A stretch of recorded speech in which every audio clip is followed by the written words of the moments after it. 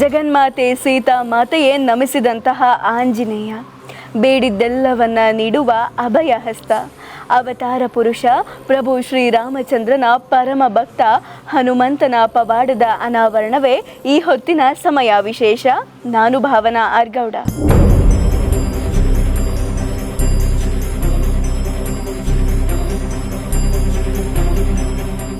ಬೆಂಗಳೂರಿನ ಅತ್ಯಂತ ಪ್ರಸಿದ್ಧವಾದ ದೇವಾಲಯ. ಬೆಂಗಳೂರಿನಲ್ಲಷ್ಟೇ ಅಲ್ಲ, ದೇಶಾದ್ಯಂತ ವಿಶ್ವಾದ್ಯಂತ ಬಹಳಷ್ಟು ಸದ್ದು ಮಾಡಿರುವ ದೇವಾಲಯ ಕಾರ್ಯಸಿದ್ಧಿ ಆಂಜನೇಯ ದೇವಸ್ಥಾನದ ಅಂಗಳದಲ್ಲಿ ನಾನಿದ್ದೀನಿ. ನಿಮಗೆ ಉದ್ಯೋಗ ಸಿಗಬೇಕಾ, ನಿಮಗೆ ಮಕ್ಕಳಾಗಬೇಕಾ, ನಿಮ್ಮ ವೈವಾಹಿಕ ಜೀವನ ಚೆನ್ನಾಗಿರ್ಬೇಕಾ, ನಿಮ್ಮ ಬೇಡಿಕೆಗಳು ಏನೇ ಇರಲಿ ಅದನ್ನು ಆಂಜನೇಯ ಈಡೇರಿಸ್ತಾನೆ.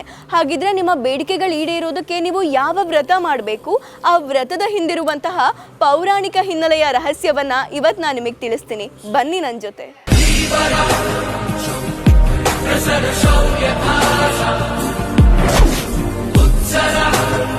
ಜೈ ಹನುಮಾನ್, ಜೈ ಬಜರಂಗಿ, ಜೈ ಮಾರುತಿ. ರಕ್ಕಸ ರಾಕ್ಷಸ ರಾವಣನ ಲಂಕೆಗೆ ಬೆಂಕಿ ಇಟ್ಟವನು.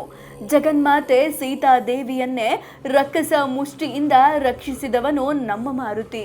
ಪುರಾಣದಿಂದ ಕಲಿಯುಗದವರೆಗೂ ಈ ಮಾರುತಿ ಮಹಿಮೆ ಸದಾ ಕಾಲಕ್ಕೂ ಹಚ್ಚ ಹಸಿರಾಗಿದೆ. ನಿಮಗೇನು ಬೇಕು? ಹಣನ, ವಿದ್ಯೆನ, ನೆಮ್ಮದಿನ, ಅಧಿಕಾರನ, ಏನು ಬೇಕಾದರೂ ಕೊಡುವ ದೈವವೇ ಈ ನಮ್ಮ ಕಾರ್ಯಸಿದ್ಧಿ ಆಂಜನೇಯ. ಬೆಂಗಳೂರಿನ ಗಿರಿನಗರದಲ್ಲಿ ಕಳೆದ 24 ವರ್ಷಗಳಿಂದ ಕಾರ್ಯಗಳನ್ನು ನೆರವೇರಿಸುತ್ತಿರುವ ಆರಾಧ್ಯ ದೈವವೇ ಕಾರ್ಯಸಿದ್ಧಿ ಆಂಜನೇಯ. ಮಮ ಸಹಕುಟುಂಬಾನಾಂ ಕ್ಷೇಮ ಸ್ಥೈರ್ಯ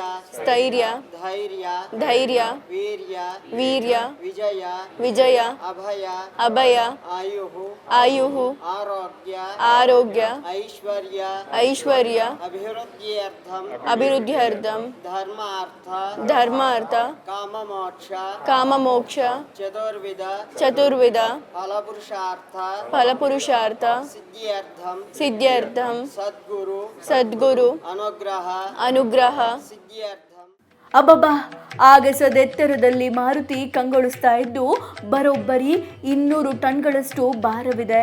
16 ಶಿಲ್ಪಿಗಳ 10 ತಿಂಗಳ ಪರಿಶ್ರಮದ ಫಲವೇ ಈ ಬಜರಂಗಿಯ ಏಕಶಿಲಾ ವೈಭವವಾಗಿದೆ. ದೇಗುಲ ಪ್ರವೇಶಿಸುತ್ತಲೇ ಈ ಬೃಹತ್ ಹನುಮಾನ್ ನಿಮ್ಮನ್ನ ತನ್ನತ್ತ ಆಕರ್ಷಿಸುತ್ತಾನೆ.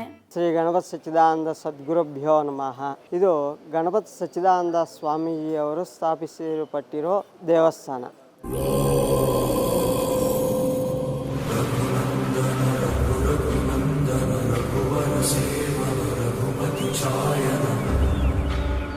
ಈ ದೇವಾಲಯದಲ್ಲಿ ಪವಾಡಗಳೇ ನಡೆಯುತ್ತೆ.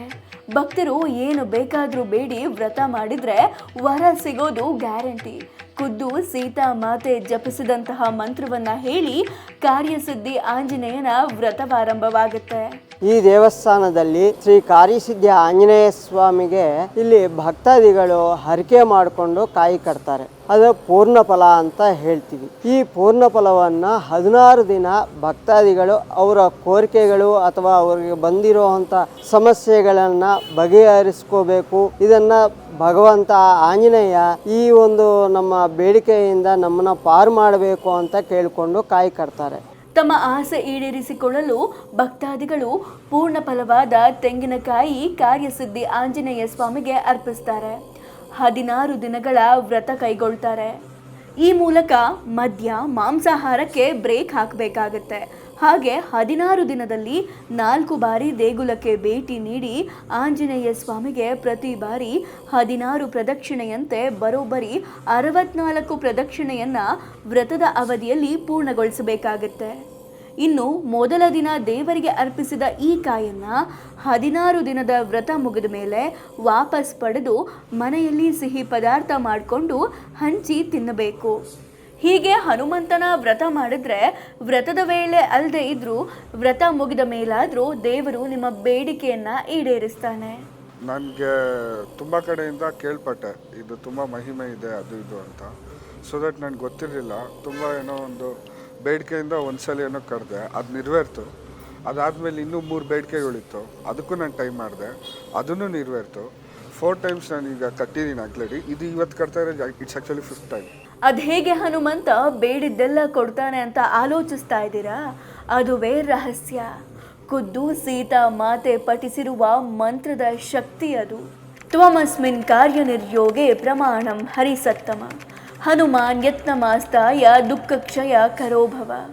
ಇಲ್ಲಿ ಆಂಜನೇಯ ಸ್ವಾಮಿ ಸೀತಾದೇವಿಯನ್ನು ಹುಡುಕೊಂಡು ಅಶೋಕವನಕ್ಕೆ ಹೋಗಿರುವಾಗ ಅಲ್ಲಿ ಸೀತಾದೇವಿ ಈ ವಾನರ ಹೇಗೆ ಏನು ಅಂತ ನೋಡಿರುವಾಗ ಆ ಒಂದು ಪ್ರಭು ಮುದ್ರಿಕೆಯನ್ನು ರಾಮಮುದ್ರಿಕೆಯನ್ನು ಆಂಜನೇಯ ಸ್ವಾಮಿ ಸೀತಾದೇವಿಗೆ ತೋರಿಸಿರುವಾಗ ಆ ಸೀತಾದೇವಿ ಆ ಮುದ್ರಿಕೆಯನ್ನು ನೋಡಿ ಇದು ಕರೆಕ್ಟಾಗಿ ಇದು ಹನುಮಂತ ರಾಮನಿಂದಾನೇ ಬಂದಿದ್ದಾನೆ ಅಂತ ಗೊತ್ತಾಗಿ ಆ ಒಂದು ಸಂದರ್ಭದಲ್ಲಿ ತ್ವಮಸ್ಮಿನ್ ಕಾರ್ಯನಿರ್ಯೋಗೆ ಪ್ರಮಾಣಂ ಹರಿಸತ್ತಮ ಹನುಮನ್ ಯತ್ನಮಾಸ್ತಾಯ ದುಃಖಕ್ಷಯಕರೋ ಭವ ಅಂತ ಸೀತಾಮಾತೆ ವನವಾಸದಲ್ಲಿ ಇರೋವಂಥ ಸಂದರ್ಭದಲ್ಲಿ ಆಂಜನೇಯ ಸ್ವಾಮಿಗೆ ಹೇಳಿರೋದು.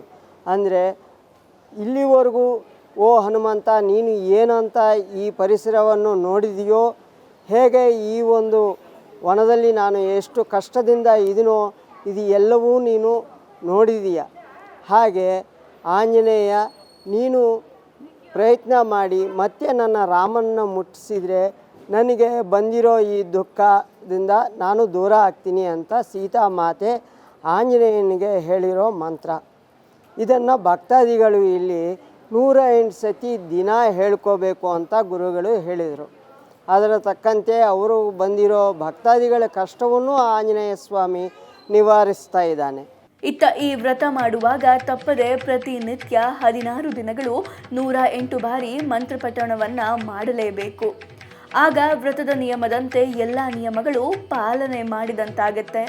ಈ ಮೂಲಕ ಹನುಮಂತ ವರ ನೀಡ್ತಾನೆ ಎಂಬ ನಂಬಿಕೆ ಇದೆ. ಈ ವಿಧಾನವನ್ನು ಶ್ರೀ ಗಣಪತಿ ಸಚ್ಚಿದಾನಂದ ಸ್ವಾಮೀಜಿಯವರು ಇದನ್ನು ಇಲ್ಲಿ ಸ್ಥಾಪನೆ ಮಾಡಿ ಆಂಜನೇಯ ಸ್ವಾಮಿಗೆ ಯಾವ ಥರ ಈ ಒಂದು ಆಂಜನೇಯನಿಗೆ ಪೂಜೆ ಮಾಡಿ ಇವರು ಭಕ್ತಾದಿಗಳು ಹೇಗೆ ಅದನ್ನು ಬೇಡಿಕೆಯನ್ನು ಮಾಡ್ಕೋಬೇಕು ಅನ್ನೋದಕ್ಕೆ 16 ದಿನ ಈ ವ್ರತ. ಈ 16 ದಿನದಲ್ಲಿ ಭಕ್ತಾದಿಗಳು ಅವರು ಅಂದ್ಕೊಂಡಿರೋ ಒಂದು ಕಾರ್ಯಕ್ಕೆ ಬೇಕಾಗಿರೋ ಒಂದು ನಿಷ್ಠೆಯಿಂದ ಆ ಮಂತ್ರವನ್ನು ಓದಬೇಕು 108 ಸತಿ. ಹಾಗೆ 4 ದಿನ ಇಲ್ಲಿಗೆ ಬಂದು 16 ಪ್ರದಕ್ಷಿಣೆಯಂತೆ ಮಾಡಬೇಕು. ಹಾಗೆ ಬಂದು ಈ ಭಕ್ತಾದಿಗಳು ಮಾಡ್ತಾ ಇರೋವಂಥ ಈ ಒಂದು ಕಾರ್ಯಕ್ರಮದಲ್ಲಿ ತುಂಬ ಜನಕ್ಕೆ ಇಲ್ಲಿ ಅಂದ್ಕೊಂಡಿದ್ದು ಕಾರ್ಯಗಳು ಎಲ್ಲವೂ ಸಿದ್ಧಿಯಾಗಿವೆ. ಹಾಗೆ ದೇಶ ವಿದೇಶಗಳಿಂದನೂ ಬಂದು ಇಲ್ಲಿ ಎಲ್ಲ ಕಡೆಯಿಂದನೂ ಭಕ್ತಾದಿಗಳು ಬಂದು ಆಂಜನೇಯ ಸ್ವಾಮಿಗೆ ಹರಕೆ ಮಾಡಿಕೊಂಡು ಪೂರ್ಣ ಫಲವನ್ನು ಸಮರ್ಪಣೆ ಮಾಡ್ತಾ ಇದ್ದಾರೆ. ಹಾಗೆ ಅವರು ಅಂದ್ಕೊಂಡಿದ್ದು ಕಾರ್ಯಗಳೂ ನೆರವೇರ್ತಾ ಇವೆ. ಇದು ಎಲ್ಲವೂ ಶ್ರೀ ಗಣಪತಿ ಸಚ್ಚಿದಾನಂದ ಸ್ವಾಮೀಜಿಯವರು ಹೇಳಿರೋ ಥರನೇ ಇಲ್ಲಿ ದತ್ತಾತ್ರೇಯ ಸ್ವಾಮಿ ಅನಘಾದೇವಿ ಅನುಗ್ರಹದಿಂದ ಇಲ್ಲಿ ಈ ಕಾರ್ಯಸಿದ್ಧಿ ಆಂಜನೇಯ ಸ್ವಾಮಿ ಈ ಭಕ್ತಾದಿಗಳಿಗೆ ಬಂದಿರೋವಂಥ ಕೋರಿಕೆಗಳನ್ನು ನೆರವೇರಿಸ್ತಾ ಇದ್ದಾನೆ. ಇನ್ನು ಈ ದೇವಾಲಯವನ್ನು ಗಣಪತಿ ಸಚ್ಚಿದಾನಂದ ಅವಧೂತರು 1981ರಲ್ಲಿ ನಿರ್ಮಿಸಿದ್ರು. ಜೊತೆಗೆ ಹನುಮಾನ್ ಚಾಲೀಸ ಪಠಿಸುವ ಮೂಲಕ ದೇವರ ಆರಾಧನೆಗೆ ಮತ್ತಷ್ಟು ಶಕ್ತಿ ಬಂದಿದೆ ಎಂಬ ನಂಬಿಕೆ ಕೂಡ ಇದೆ. ಮುಖ್ಯವಾಗಿ ಈ ದೇವಾಲಯದಲ್ಲಿ ದತ್ತಾತ್ರೇಯ ಹಾಗೂ ಲಕ್ಷ್ಮೀ ಸ್ವರೂಪಗಳಾದ ಅನಘಾದೇವಿ ಇದ್ದು ಬೇಡಿದ ವರಗಳನ್ನು ನೀಡುತ್ತಾರೆ ಎಂಬ ನಂಬಿಕೆ ಇದೆ. ಹೀಗಾಗಿ ಹೆಚ್ಚು ಭಕ್ತಾದಿಗಳು ದೇವರ ದರ್ಶನಕ್ಕೆ ಹಾಗೂ ಹರಕೆಗೆ ಬರ್ತಾರೆ. ಕಾರ್ಯಸಿದ್ಧಿ ಆಂಜನೇಯ ಸ್ವಾಮಿ ದೇವಸ್ಥಾನಕ್ಕೆ ಬರೋದು ಅಂದರೆ ನಂಗೆ ತುಂಬಾ ಖುಷಿ.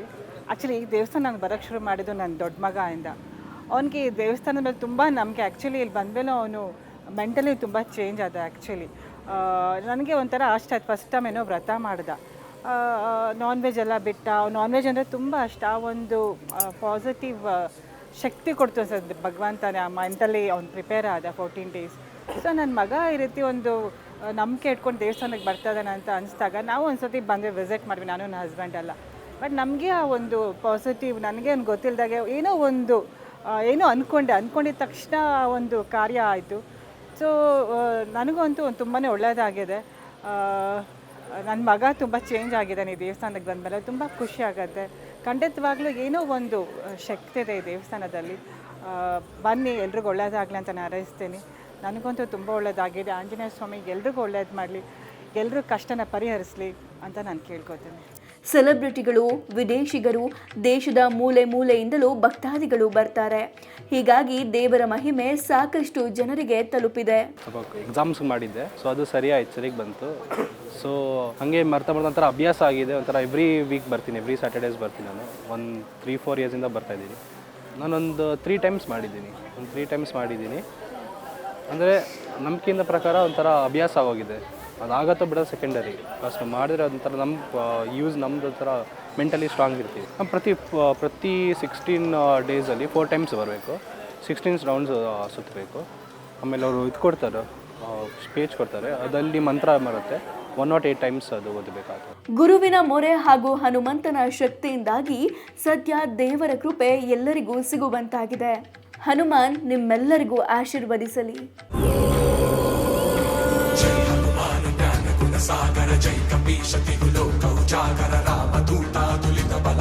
ನೋಡಿದ್ರಲ್ಲ, ಪವಾಡ ಸಾದೃಶ್ಯಕ್ಕೆ ಕೈಗನ್ನಡಿಯಾದ ಕಾರ್ಯಸಿದ್ಧಿ ಆಂಜನೇಯ ಸ್ವಾಮಿ ದೇವಾಲಯವನ್ನ. ನಿಮ್ಮ ಕಾರ್ಯಗಳು ಈಡೇರ್ಲಿ, ನಿಮ್ಮ ಬೇಡಿಕೆಗಳು ಈಡೇರ್ಲಿ ಅನ್ನೋದೇ ನಮ್ಮ ಕಾರ್ಯಕ್ರಮದ ಆಶಯ. ಇದಾಗಿತ್ತು ಈ ಹೊತ್ತಿನ ವಿಶೇಷ. ನೋಡ್ತಾ ಇರಿ ಸಮಯ ನ್ಯೂಸ್, ಸದಾ ನಿಮ್ಮೊಂದಿಗೆ.